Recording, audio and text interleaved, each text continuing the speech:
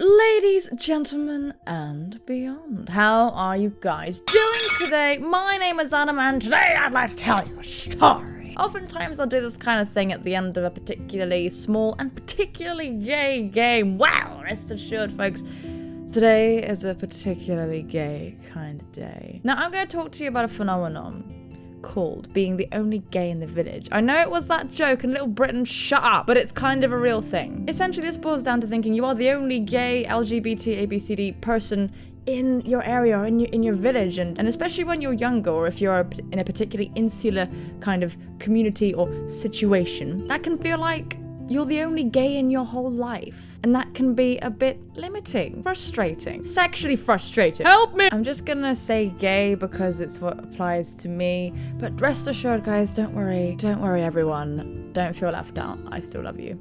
In the event you do find another gay person, you're like, that's it.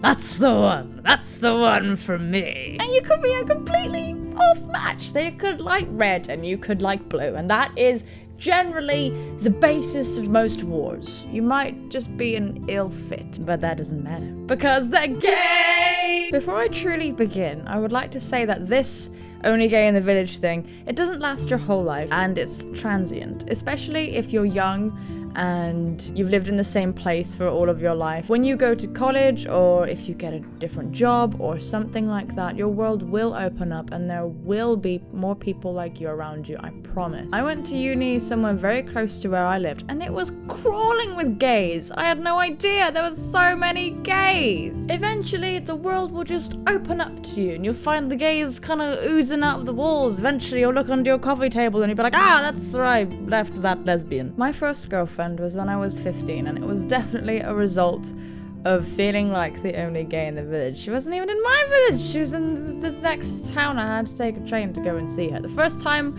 I met her in person, we had been flirting vividly through MSN. Shout out to MSN. Oh, those golden days of MSN. The amount of shit that went down on there, let me tell you. It was really awkward. I didn't really know what to do. I didn't really know how to do the whole romance thing. All I'd learned was from fan fiction and from patchy backwater streams of the L word or something. I didn't know what I was doing. So I just tried to be cute, tried to be romantic and shit. I even drew her a picture. I drew a picture of her and I put it in a frame. It was just a cheap glass frame, but it looked pretty. And so I wanted to show it to her, and I actually, when I was waiting for her at the train station, I leaned back on like my bag that was holding it and I heard this crack and I was like, oh. But it was fine because I could bring it up later, and it was actually the thing that sort of broke the ice, so to speak, between us. Cracked the glass. Here we are, I sat on your fucking gift.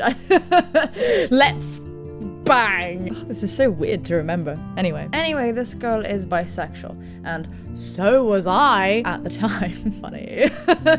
And she was sort of seen. You can probably guess that I was a bit seen back in the day.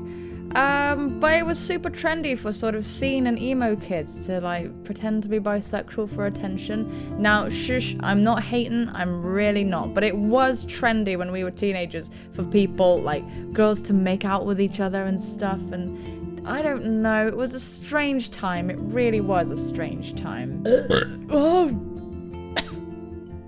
Subscribe. We weren't really much of a match. I mean, she was sort of outgoing, but also shy at the same time. But she liked being around people a lot, and I'm not really into that, which is hilarious since I do YouTube now. And she was also my best friend's ex at the time, which definitely caused some friction between us. But only gay in the village, it was like, it felt like it was the only person I could have at the time. It felt like this person was the one for me. We got extremely close. I would sleep around her house on the weekends and all that cutesy stuff. But I kind of was more obsessed with the idea of her than the actual reality. I'm not really sure if I made up a name to refer to her or not yet, but that's for politeness' sake, let's call her Phalange. When you are that age, everything feels so important, and it actually should. It's actually supposed to feel important. When you're a teenager, especially teenage girls, You are obsessed with your social standing and you're obsessed with the people around you. You actually are, and you're supposed to. That's how you're programmed. So people who are like older people especially who are like, I just don't understand teenagers, were exactly the same when they were teenagers. Everyone is cringe and weird at one point in their life, or all of the points in their life.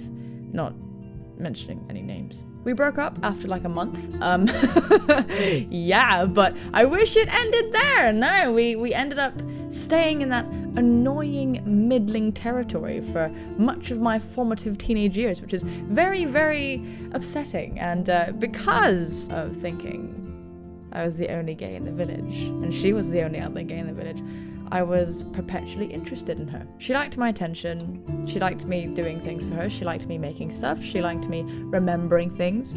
She liked me sending her songs, texting her at night, all that shit. When I ultimately did end up with somebody else, Phalange didn't really enjoy it. No, she didn't enjoy it at all. She tried to say that my new girlfriend at the time stole me from her, so that was lovely. Definitely saw me as a thing to have, as something that was hers, that did nice things for her, jumped when she wanted me to, that kind of stuff. This was all a really long time ago, and I don't even think about it like at all.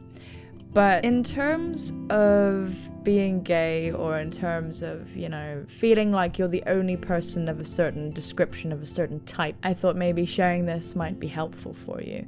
As it stands now, I am happily married, and I moved somewhere completely different, somewhere I never expected to be, and I am with someone who is just so lovely. And I never expected that. I never expected that outcome in a million years. And when I was younger, I really thought that this was the end. I really thought that this is the relationship and I have to make it work.